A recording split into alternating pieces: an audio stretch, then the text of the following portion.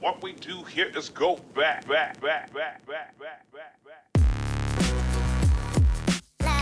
think if I wore this one and this one at the same time, it would look kind of bad.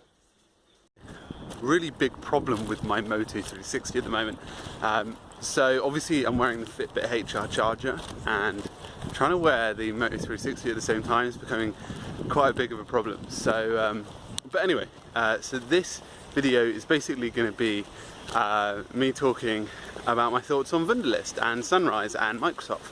And I thought I just want to give I'm going to try these intros out and see what they look like. Don't know what they'll look like in terms of making the video a bit more interactive, but let's give it a go. So here's my quick video on Wunderlist and what my thoughts are at the moment. See you soon, guys. Hello everyone, and welcome to another video. In this video, what I'm going to be doing is I'm going to be overviewing some of the recent updates that I've been seeing in the productivity community. And out there on Twitter and Google Plus and Instagram as well, a lot of people have been talking about Wunderlist and Microsoft and Sunrise as well, and the acquisition between these three. So Microsoft was able this year to buy out Sunrise and Wunderlist. And a lot of people have been a lot of people have actually been dropping out of this kind of situation just based off, you know, Sunrise and Wunderlist are now owned by Microsoft, so let's get out of here, I'm not using this app anymore. I really disagree with this kind of approach. I used to do it back in 2012 when Facebook bought Instagram. I quit Instagram straight away. That was kind of a bad move, but I think with this, with Microsoft's recent moves, I think this can be really huge. And I want to talk briefly about that. And then also something else that's come up about Wunderlist that I really want to cover with a lot of people. I've been using Sunrise for around about a year and a half now, and it's a really solid calendar application. And something that I continually try and review and showcase all of the really good functionality inside it. Then I think it was back in March that Microsoft did go and buy it. And I wasn't like, I'm going to rage quit and get out of here. I kind of was like, right, let me see how this is going to play out. And how it's played out is actually really, really impressive.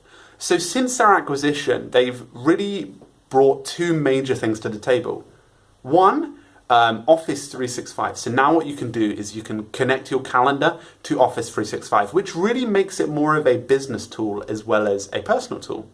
And number two is their ability to allow you to actually ask other people on the app and outside of the app to come and meet you or organize an event, which is great because now what I can do is go on my keyboards and ask someone else to come to an event and let them accept times from me just from my keyboard without me having to do this. And that's something that's really, really intelligent and something that's really, really powerful. So that's Sunrise, and I think they're doing a stellar job under Microsoft. But what a lot of people do is tend to get out. But I think you should definitely stay in there with Sunrise. I've been actually having some problems recently with Sunrise. I think it's just basically the layout and the experience. So what I've been doing is I'm playing around with Apple Calendar with all my Google stuff installed and just using that as a user interface. Using Sunrise on the PC and Chromebook and having the same kind of experience. So I really think that people should stick with Sunrise. I 100% believe that they might integrate Wunderlist Sunrise as one specific tool or merge them into two tools and actually have something there, which will be really exciting and definitely something to look out, especially because Microsoft are really, really business focused as well. The next thing I want to talk about is Wunderlist, and there's two things I want to talk about Wunderlist is, again, the acquisition, and two, what people actually use it for. So one thing that I found with Wunderlist is that once Microsoft bought it, a lot of people did the same thing with Sunrise. They panicked and a lot of people rage quitted. But I think that Wunderlist is actually a really, really solid application. They're not going to shut it down anytime soon, fingers crossed. And I think actually they're going to add a lot more benefits to it. And I think in the next couple of weeks, you'll see some really interesting changes. And I think they'll be in the intelligent features inside it, like they did with Meet, and using the functions of your phone around being able to do stuff. I think that Microsoft are actually going to allow Wunderlist to be accessible from any sort of different part of your phone. So it even could be the notification bar. You could have stronger access to there, or like a specific Google quote or phrase or anything. I just really think they're going to use the functions of the phone, whether it's Android or iOS, to actually make the experience a lot better. The next thing I think that Wunderlist and a lot of people get mixed up is that Wunderlist is actually a really strong social tool. And a lot of people go, oh, why don't you suggest Wunderlist in your top 10 task management apps? Well, I'm really keen on suggesting it, but I only suggest it to people that are looking for a very social experience and a very throw stuff in, get what you get out. It's not very, I'm not going to do this with a business, I'm not going to do this with my personal brand, because I don't think it's just there yet. I think the functions of it are great, but they have a very social function. I don't think they go past that social function. So that's why I only recommend it to those kind of looking just to start a task manager or just to get a social experience. Because of the list, because of the things that are inside it, it just feels like it should be a fun, fast, easy to use productivity app.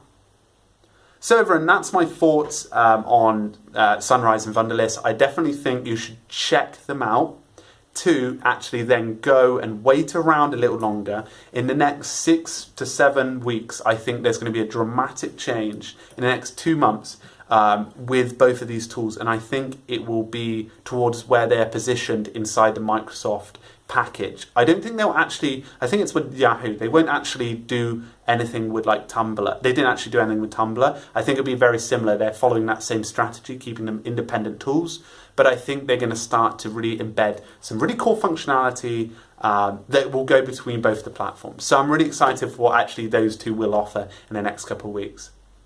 What do you think about the Wunderlist and Sunrise situation? Do you think Microsoft's going to ruin them, or do you think Microsoft is going to nurture them and bring them into light?